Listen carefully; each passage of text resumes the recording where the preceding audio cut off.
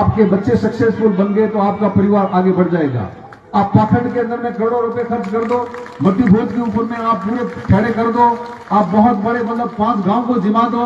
आप गरीब हो गए, आपके ऊपर में कर्जा चढ़ गया, आपकी जमीन बिक जाएगी, आपको कोई पंचायती के अंदर में सेंटर में बुलाने वाला नहीं है और आपको ये खरी खोटी कराने वाला कोई आदमी भी नहीं है जो आपको ये कह सके कि ये फालतू के खर्चे मत करो और इसका पैसा बचा करके अपने बच्चों की शिक्षा के अंदर में लगाओ। हम जब बच्चों की शिक्षा की बात करते हैं तो हमारे पास पैसा नहीं होता है,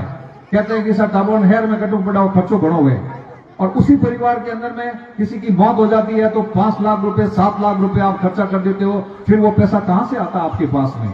उन 5-7 लाख रुपए से तो आपने बच्चे को कंपटीशन करवा करके आप पता नहीं कहां पर पहुंचा दोगे। इसी प्रकार आज कंपटीशन का जमाना है, आज जमाना ज्ञान युग है। इस ज्ञान युग के अंदर में जो ज्ञान प्राप्त कर लेगा वो शक्तिशाली आदमी बन जाएगा। एक हमारे जो संविधान निर्माता थे डॉक्टर भीमराव अंबेडकर ने कहा था शिक्षा शेरनी का दूध है, जो पिएगा वो शेर बन जाएगा। आज के जमाने के अंदर में जिस परिवार ने शिक्षा रूपी दूध पी लिया है उस परिवार के अंदर में शेर निकलने शुरू हो जाएंगे। यदि आप असली अपने परिवारों से शेर निकालना चाहते हो तो आपके परिवारों को शिक्षा रूपी दूध पिलाना पड़ेगा। यदि आप शिक्षा रूपी दूध नहीं पिला सकते हो, अपने परिवार को अमल का दूध पिला रहे हो, तो आपके परिवारों से अमलदार निकलेंगे, शिक्षा शेर नहीं निकलेंगे। आप अपने परिवारों को यदि दूसरे प्रकार के पाखंड के अंदर में मिला रहे हो तो आपको पाखंडी पैदा होंगे परिवार के अंदर में, आप कहीं वैज्ञानिक पैदा होने की मत सोच लेना।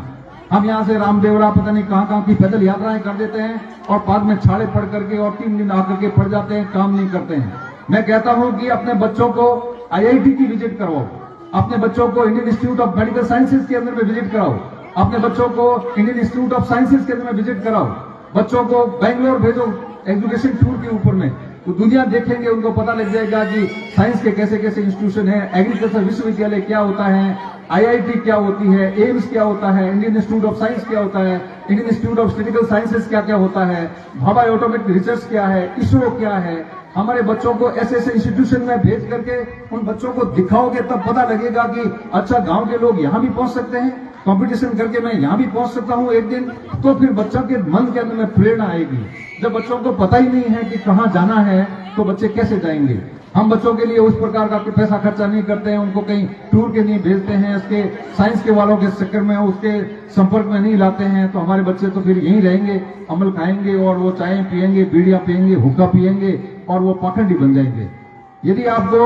आज का जमाना के अंदर में जो आदमी संभला नहीं है, जो आदमी ये नहीं सोचा है कि शिक्षा में कहीं करना ऐसा पढ़ाई तो कहीं कौन, मैं तो भाटा नौकरने बाड़ेर में मेल देवा साथ में खणो घनी है, साथ में तो केरू में खणो माते मेल देवा, तो फिर भाई फिर तो ठीक है, फिर यहाँ आने की आपको आवश्यकता नहीं है, फिर यहाँ बच्चों को भेज करने की आप फिर तो आप खानों के अंदर में भेजो, 5वीं पढ़ा दो और खानों के अंदर में भेज दो, यहाँ बिठाने की आवश्यकता नहीं है।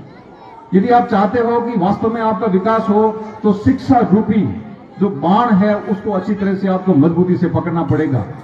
यदि आप शिक्षा रूपी बाण को ठीक से पकड़ करके उसको आत्मसात कर लेते हो कि मुझे अपने परिवार की शिक्षा के लिए सब कुछ जो भी करना पड़े करूं, उसके लिए मुझे कहीं भी कंप्रोमाइज नहीं करूंगा, बाकी खर्चों को मैं कंप्रोमाइज कर दूंगा, बाकी खर्चों की तरफ मैं ध्यान नहीं दूंगा, वो खर्चे 0 हो जाएंगे, कोई बात नहीं। रोटी यदि आधी खा रहे हैं तो आधी से काम चल जाएगा, उसमें से थोड़ा कम कर दो। धोतियों फाटड़ो है तो फाटड़ दो, कोई बात नहीं, उसे कोई फर्क नहीं पड़ता है। यदि फाटे धोती का आधी रोटी खाने वाला आदमी भी अपना पैसा बचा करके अपने बच्चे को कलेक्टर बना देता है तो उसके बाप को कल स्टेज के ऊपर में बुला करके 100 आदमी साफा पहनाने के लिए तैयार हो जाएंगे कि तो कलेक्टर साहब रो बेटो ऐसा,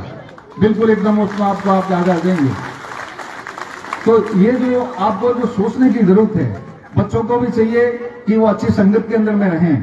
गांव के अंदर में मैं भी यहाँ पढ़ता था, जिन जिन बच्चों की अच्छी संगत थी वो बाहर चले गए पढ़ने के लिए, उनका जीवन अच्छा हो गया, उनको आप प्रेरणा स्रोत के तौर पे मानते हो। आप जिन बच्चों की संगत अच्छी नहीं थी, जो गुरुजनों का कहना नहीं मानते थे, उनके अंदर में पोलाइटनेस नहीं थी, विनम्रता नहीं थी, वो बच्चे कहीं भी नहीं पहुंच पाए।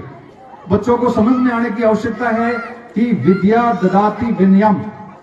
विद्या ददाति विनयम। बच्चों में मेरे साथ रिपीट करेंगे सभी, विद्या ददाति विनयम,